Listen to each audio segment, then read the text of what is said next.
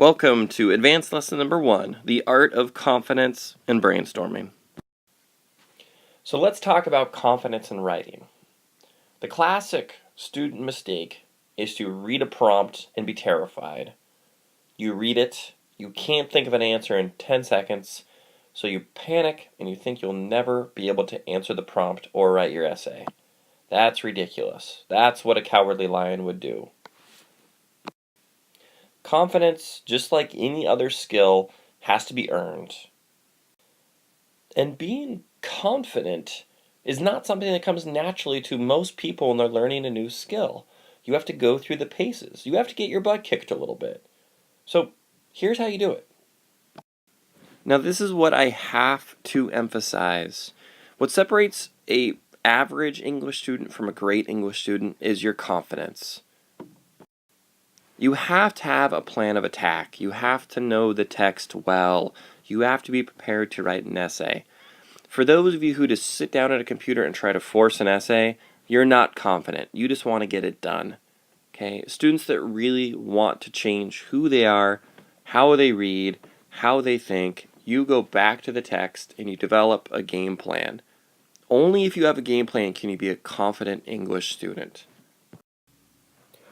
So let's practice this process. Here is a hypothetical essay prompt a teacher might give you on A Midsummer Night's Dream.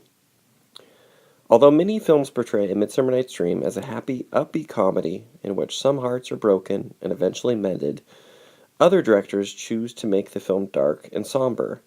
Why might they do that?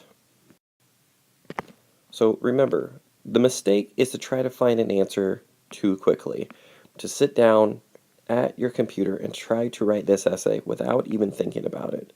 What you have to do is go back to the text and start brainstorming some ideas that will allow you to answer this question. Why might a director make this play dark and somber? So here's the first step. Struggle. Scratch down ideas. Think about an answer. Try to find any answer, but record all the ideas you come up with. But get a pen, get a paper, sit down in front of your computer, and start trying to answer the prompt. But don't be serious about it. Just brainstorm. Just generate ideas.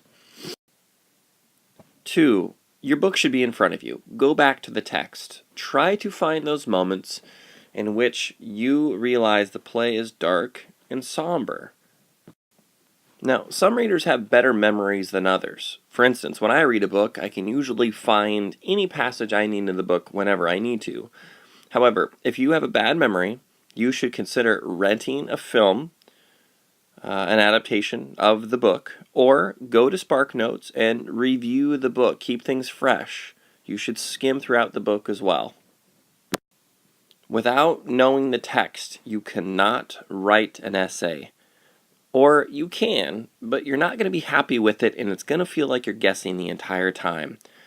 It is your responsibility as a student to have a good working knowledge of the text. 3. Look for clues in the prompt. Dark and somber are big clues, but you have to know what they mean first. Usually teachers are going to try to give you some kind of clue, some kind of hint within the prompt. Dark and somber are big hints. Chances are the teacher is referring to things that are terrifying, are scary, when the word dark is being used. And somber means gloomy. And that should point to several different instances in the text. And dark and somber also help us in a few different ways too. So number 4, what characters act maliciously? Dark, meaning evil, meaning terrifying, could apply to some of the characters. So when I say maliciously, meaning they are purposely trying to hurt other characters. Also, are there any symbols that can be interpreted as scary? Are there any settings that can be interpreted as somber, meaning gloomy? And there are lots of things we can do with dark and somber. And I won't spend a lot of time here, but here's what I would do if I was trying to develop confidence in writing. Scratch down a rough draft of your thesis statement. Just try to answer the question. 2, of course, always find evidence in the text. You should have quotes floating through your brain all the time. You should have your book annotated bookmark, sticky notes, whatever you need, but keep track of that evidence you find. Don't find it once and then lose it. 3. Build an outline. Once you have an idea of what you want to do, start scratching down some kind of blueprint for how you want to write your paper. Step 4, once you have that outline, you can go back and maybe look at some of my writing to see how your blueprint would fit into, say, an essay formula. 5, of course, realize that it will take some time. That's why it's important to start early, but essays always take time. Okay, so here's step 1, collecting evidence. After going back through the book, this is all the evidence that I've collected that would fit the bill for either characters or settings or symbols that seem dark and somber. Now, obviously, I probably can't talk about all of these things in a 5-paragraph essay, but I want to have excess evidence just in case I need all of it. So, Aegeus and Theseus in Athens, both very malicious characters. Aegeus, Hermia's father, tells her that she can either die or become a nun unless she marries Demetrius. Theseus, the Duke of Athens, isn't supportive at all of Hermia and actually seems to unfairly support Aegeus in his decision to either send Hermia to a nunnery or to her death. Whereas Aegeus takes a more active role in being malicious, Theseus, by his inaction, also seems malicious by being okay with Hermia getting hurt. Also, it might be helpful to point out that Theseus captured Hippolyta in battle. Therefore, when it comes to him supporting men who try to suppress women's rights, Theseus and Aegeus actually have quite a bit in common. Okay, let's talk about Puck and Oberon. Puck, as we know, because we meet him in 2.1, is famous for trying to harm human beings. He either leads them out into the forest and gets them lost. He tries to ruin their work. He never seriously harms anyone, but he does like to play tricks on them. And of course, he is responsible for putting the love potion on people's eyes during the middle of the play. Oberon is another character we need to worry about. Remember when we first meet he and Titania, they're fighting in the woods over the changeling, and he does seem to want to take control of a lot of people and change how they feel and how they love. The moment he sees the young lovers, he seems to want to get involved, and he orders Puck to go get the love potion to change how they feel about one another. Whether he does this on purpose or not is slightly unclear as to whether or not he wants to hurt them, but regardless, his actions do hurt and terrify the young lovers. Now, looking at symbols and settings, the love potion is the most obvious symbol in the way. And one of the things that's probably the most terrifying when we think about it, the love potion changes one's will. It erases your experiences with another person. You wake up and you are suddenly a different person.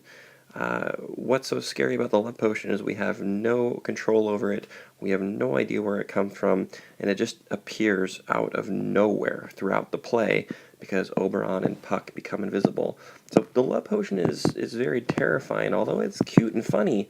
In a lot of instances throughout the play, the darker side of it is that it erases free will. And if we want to talk about settings, way back in 2.1, you have to remember that the lovers escape Athens to run to the woods, but when they run into the woods is a site of conflict between Titania and Oberon. If you remember, they argue, and their arguments affect the weather patterns. And so Titania, in her Forgeries of Jealousy speech, talks about how their conflict has caused summer to act like winter and winter to act like summer. So the woods are not a place of peace that the lovers think it's going to be. The woods are actually unpredictable and there's a lot of influence caused by titanium and oberon that are affecting the woods and the safety therein.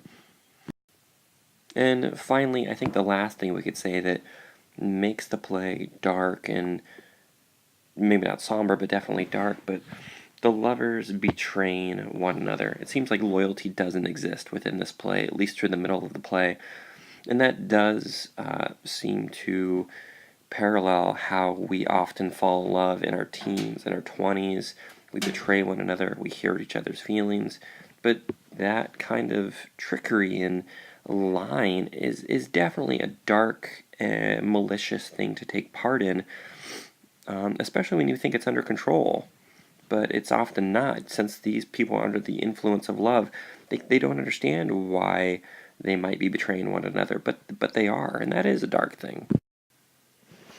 Okay, so first of all, let's not pretend that I came to write these thesis statements in 10 seconds or 30 seconds or even 5 minutes. This took a while to generate, but it took me collecting all that evidence to get to this point. And that's a process, and you need to go through that process yourselves. Now, after collecting all of that evidence, what I realized is the play is very dark and very somber because it seems like the young lovers are threatened. Their love, the thing that they're trying to create, is constantly threatened by people either trying to control it or manipulate it. And what's so terrifying about that is all the characters who are seeking to manipulate or control their love are more powerful than the young lovers. The young lovers never have any power at all. So what you'll notice about my rough thesis is it's a little bit more passive. I say the play could take a very dark and somber tone, but in my improved thesis I say the play does take a very dark and somber tone. I'm much more assertive about what is happening in my improved thesis, and that's important. You want to be confident. Now, also realize I bring a part of the prompt into my thesis statement. So I say the play takes a very dark and somber tone, but here's what's important. I give a reason for why it could, because the innocent young lovers are threatened by characters, settings, and supernatural forces that seek to control or manipulate their love. That because statement in your thesis statement is very, very important. So lastly, the one thing I want you to realize is that I think good thesis statements look for a larger theme or idea that they try to explore. So the theme that I'm exploring with my paper is that to have one's love controlled or manipulated, it's a very, very terrifying thing. And I need to go about talking about that. Why we need control in our lives, why we need to be able to make our own free choices in our lives in order to feel happy, in order for a comedy to be a comedy rather than a play to turn into a tragedy. We need choice.